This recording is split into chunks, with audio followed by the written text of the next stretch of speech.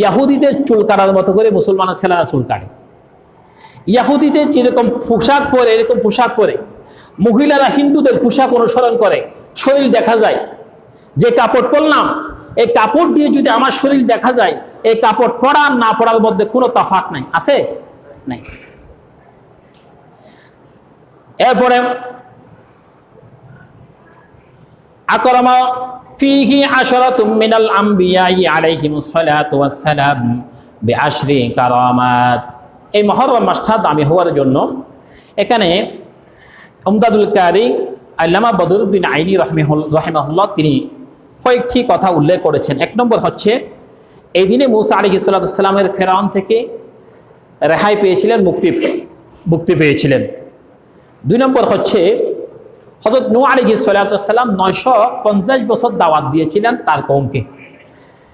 তারা 950 বছরের মধ্যে কোনো রাওয়ায়াতে এসেছে 40 জন, কোনো রাওয়ায়াতে এসেছে 80 জন, এরকম ইসলাম কবুল করেছেন 950 বছরে।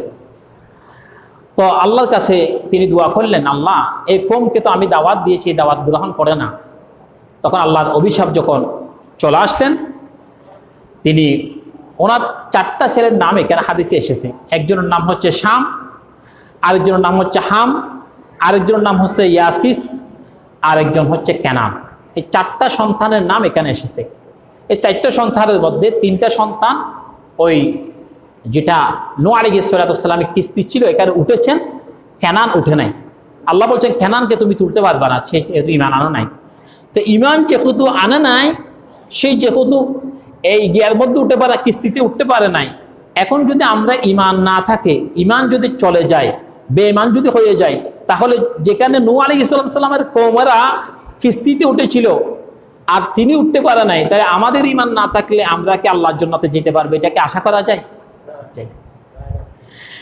একজন মহিলা